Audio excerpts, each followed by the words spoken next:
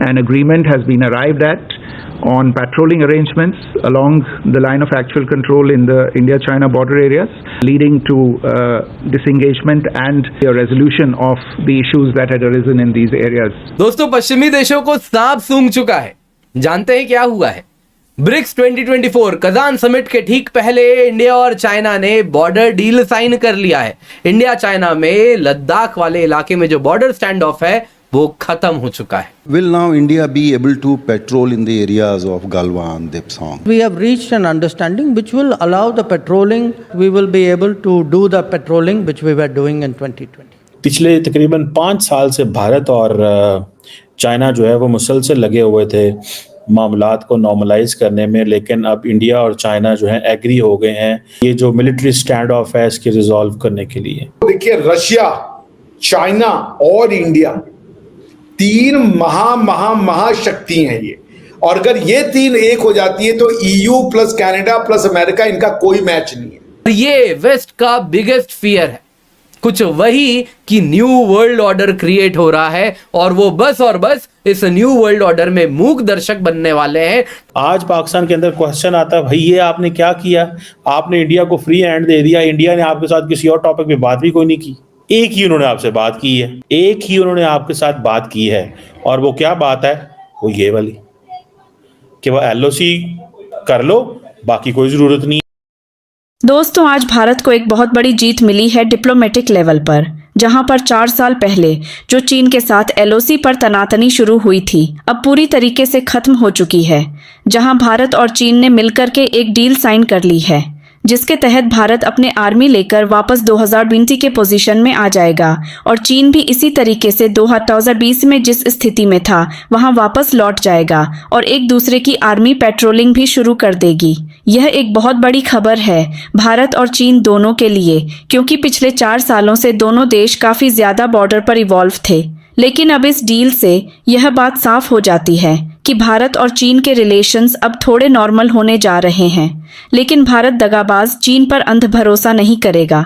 जब मोदी जी ब्रिक्स के लिए रूस जाएंगे तब चीन के प्रेसिडेंट शी जिनपिंग से मुलाकात भी करेंगे और यह डेवलपमेंट अमेरिका और अन्य वेस्टर्न कंट्रीज़ के लिए एक बहुत बड़ी बुरी खबर है, क्योंकि वेस्टर्न कंट्रीज़ भारत और चीन को आमने सामने लड़ाई करने के लिए बढ़ा रही थी।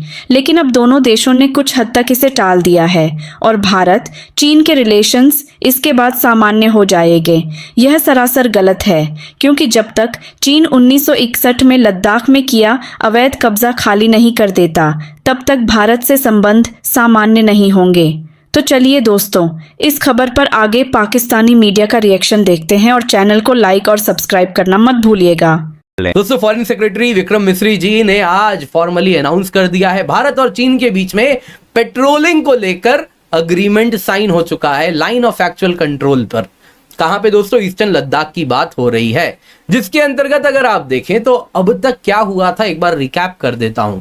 अगर हम देखें अपने लद्दाख वाले ईस्टर्न लद्दाख के इलाके को देखें तो यहाँ पे काफी इलाकों में प्रॉब्लम्स चल रहे थे। स्टैंड ऑफ हुआ था, गालवान में हुआ था, पेंगोंग सो में हुआ था, हॉट स्प्रिंग्स में हुआ था, इसी के पास में दोस्तों गोगरा है वहां पे हुआ था, दीपसांग प्लेन में हुआ था, डेमचौक में हुआ था। अब दोस्तों दीपसांग प्लेन और डेमचौक को छोड़ के बाकी इलाके तो ओवर टाइम हमने सॉल्व कर लिया था।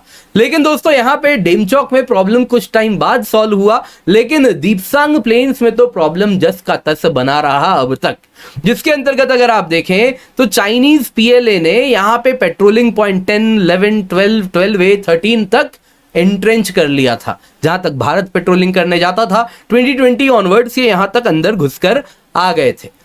लेकिन फिर दोस्तों अगर आप देखें तो अब न्यूज आई है कि डिप्लोमेटिक एंड मिलिट्री नेगोशिएटर्स ने इतने टाइम तक जो नेगोशिएशन किया है उसके अंतर्गत जो सेवरल राउंड ऑफ टॉक्स हुए हैं इनका नतीजा निकल गया है। नतीजा ये हुआ है कि लाइन ऑफ एक्चुअल कंट्रोल में इंडिया चाइना ने दोनों ने जो प्रॉब्लम्स थे, जो बॉर्डर स्टैंड ऑफ था, उससे डिसएंगेज कर लिया है और 2020 के पहले जैसा जस का तस था अभी न्यूज आ रही है कि वैसा ही पहले जैसा हो गया है, इश्यूज रिजॉल्व हो गए हैं।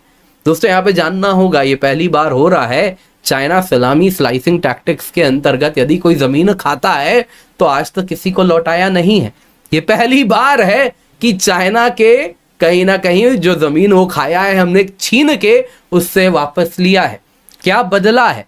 दोस्तों इसके साथ अगर आप देखें तो इस बीच में भारत ने चीन को ये याद दिला दिया बार बार कह के कि रिश्ते तभी नॉर्मलाइज होंगे जब बॉर्डर स्टैंड ऑफ एंड होगा, और कोई ऑल्टरनेटिव नहीं है। हम लगभग 4.5 साल तक इस बात पे अड़े रहे। पीएम मोदी और शी जिनपिंग के बीच में कोई फॉर्मल बायलैटरल मीटिंग नहीं हुई, बार बार वो कहते रहे, हमने कह दिया कि नहीं, जब तक आप अपना एग्रेसिव पोस्चरिंग LAC में खत्म नहीं करेंगे तब तक कोई मीटिंग नहीं होने वाली।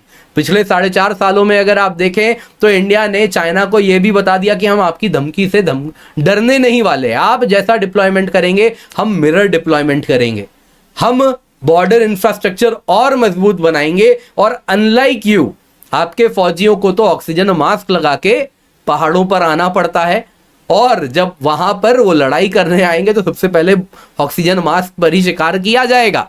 अनलाइक यू हमारे फौजी तो सियाचिन में भी योग करते हैं, तो हमें डरने की आवश्यकता नहीं। आप जरूर सोचिए कल को यदि ये स्टैंड ऑफ एक कन्फ्लिक्ट में तब्दील होता है तब आप क्या करेंगे।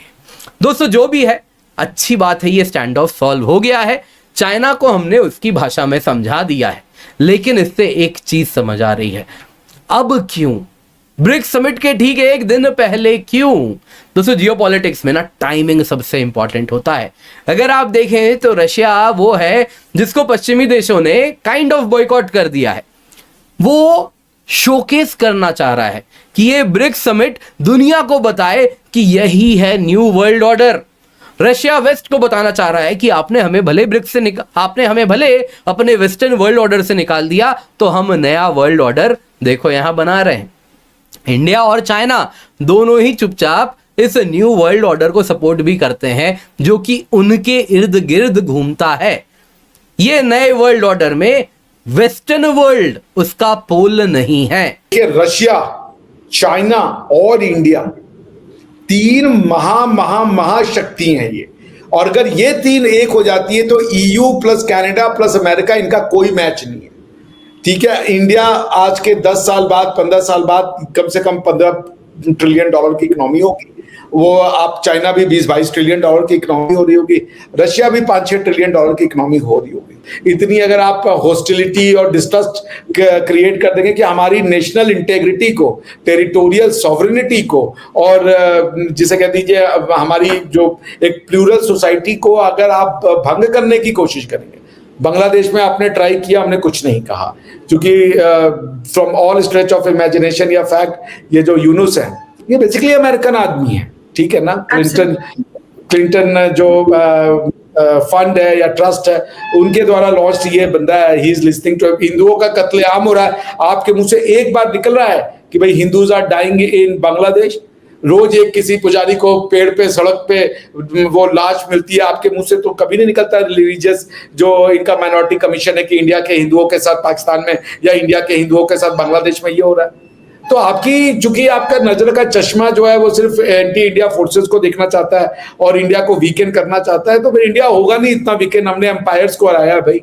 If there is any country on the face of the earth जिसने दुनिया के माइटिएस्ट एम्पायर को हराया और अपनी आइडेंटिटी को बचा के रखा, we did burn some losses, हम मानते हैं, लेकिन हम ओवरऑल अपनी आइडेंटिटी को बचा के रख गए। हमारे पास वेस्टर्न अटैक हुआ, हमारे पास इस्लामिक अटैक हुआ, दोनों को हम झेल गए और हमने अपनी आइडेंटिटी बचा के रखी है।